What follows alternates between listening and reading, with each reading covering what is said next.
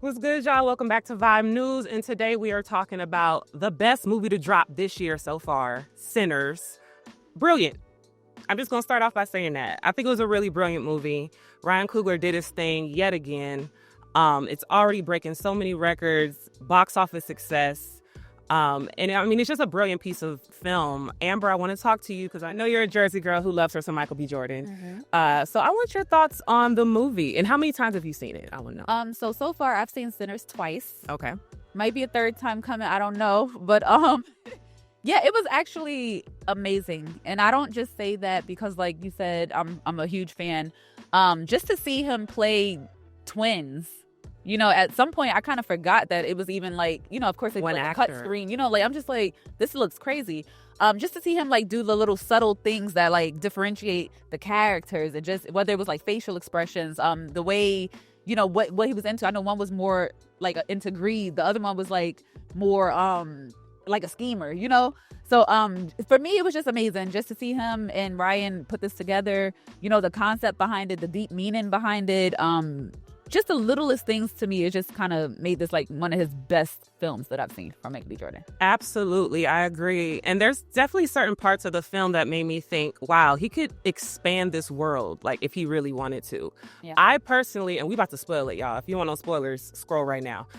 I feel like there is a story with the indigenous vampire hunters.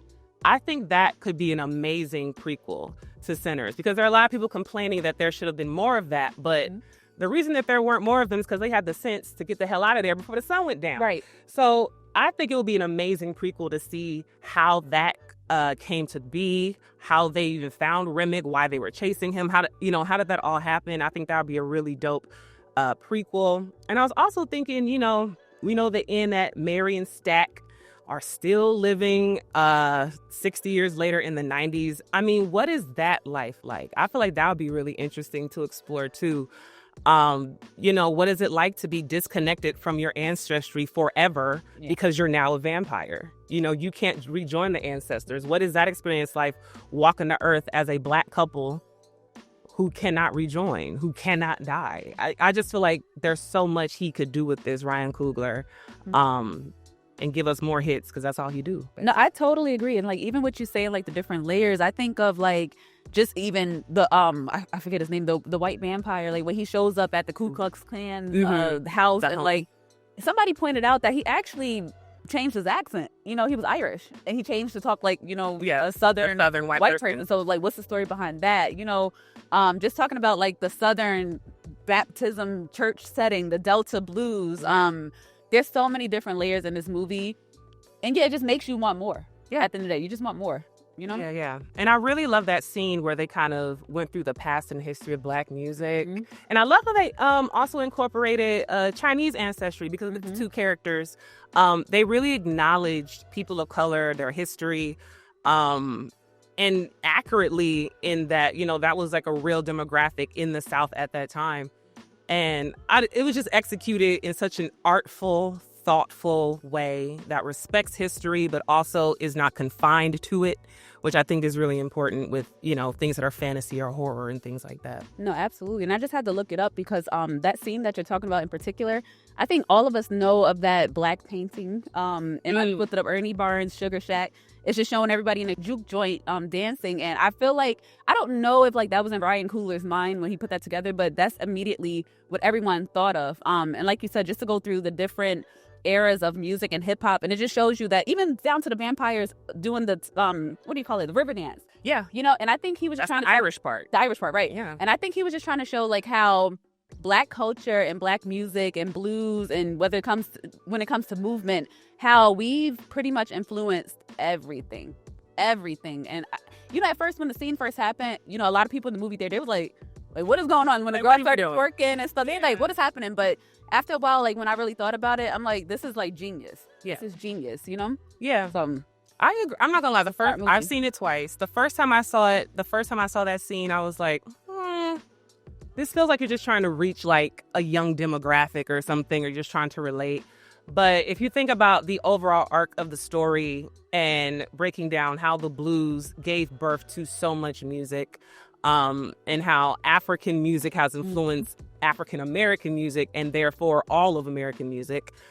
It makes perfect sense. It's just a visual representation of what we already know. And it was brilliant. But yeah, I could see why some people at first glance were like, oh, I don't know. But think about it. It makes sense. No, totally agree. And I also want to throw it out there too. I feel like Michael B. Jordan really challenged himself with these characters. And I say in particular, I'm talking about if you all saw Fruitvale Station, right? His first film with Ryan Coogler. There's a scene in that movie because it's based off of Oscar Grant, a real life story. And there's a scene where Michael B. Jordan dies, reenacting what happened to Oscar Grant in the train station. And he said after that like his mom saw that scene and she didn't want to see him die on screen. So he vowed to like never do that again. But then in Sinners, I didn't know that. In Sinners, I guess he quote unquote dies. There's a scene when he gets bit by Mary. If you didn't see it, I'm sorry. But I thought that was really interesting how, he didn't want to die on camera, but it was okay to be a vampire and die on camera. I don't know. I think that was just a point that I feel like nobody pointed out that I just had to say. I didn't even know he said that. Yeah. Okay. That's kind of cool. So there's also a lot of conversation when the movie dropped about the first weekend numbers. There are a couple shady headlines out there kind of downplaying the achievements. I know one was kind of highlighting that Sinners didn't make back its entire budget during opening weekend, which most movies don't. So it's just like, what is the point of highlighting that? I did find that to be a little odd. And, it seemed like they were trying to take away from the moment a bit. What do you think? No, I totally agree. I feel like when other certain movies come out, they don't focus on that. They focus on the storytelling aspect of it. They focus on, the cinematic aspect of it. But for some reason, Ryan Coogler, I don't know why that was the issue. And first of all, it's the opening weekend. Like, give it some time. Give it some time. And that's why I'm so happy that for the second week, it is a top at the box office, and I feel like they're going to make back, if they haven't already, what they spent. So it's like, he shut all y'all up pretty much.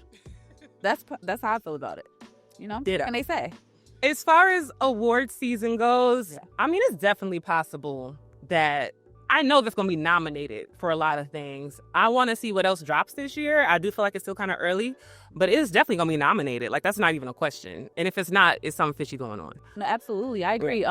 Because I even think the movie that's coming out soon is Rust. That's the one with Alec Baldwin. Yeah. And we all know what happened with that movie. A young woman who was on the staff was accidentally killed by a prop gun. That was supposed to be a prop gun.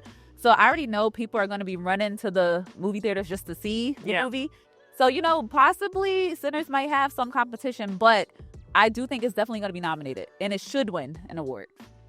BT, hello, like somebody give them. Oh, they got the BT. That's locked down. BT, NAACP, y'all know what's up. But we got to get these EGOT folks. We got to get these bigger names. Oh, yeah. Y'all really got to pay attention and do the right thing. And I'm going to leave it there. Yeah. Also, before we wrap it up, I want to acknowledge a performance that I feel like is going unsung. Yeah. And that is from Delroy Lindo, who played Delta Slim. Yes.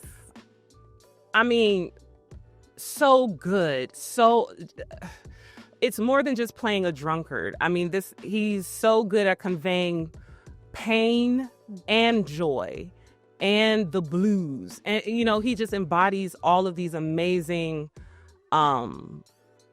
Black American themes that he can execute on camera so brilliantly. And I have been in love with him since Crooklyn. Ooh, yes, the So, I feel like he deserves all the flowers in the world. And he needs a Lifetime Achievement Award from somebody. I just feel like he's one of our greatest actors who goes unsung. He belongs in the same conversations as Sam, Jack, and Denzel, in my opinion. So much love to Delroy Lindo for his stellar performance. It's just beautiful. The scene where they're driving and he's telling the story about his past and losing his comrade. And then he breaks into the blues. After sharing his blues, he literally breaks into the blues. It's just brilliant. So much love to Delroy Lindo. I second that. I feel like just his mannerisms in the movie. I feel like everybody has an Uncle Delroy. Of somebody that's like, just the way he was speaking and just making everybody laugh. I'm like, oh my God, if I go down south to Georgia where my family's from, I know a Delroy. Right. I know a Delroy. So yeah, kudos to him. He did it. Yeah. Absolutely. Last note, Perlene, if you had stayed home with your husband, you wouldn't be dead. We out.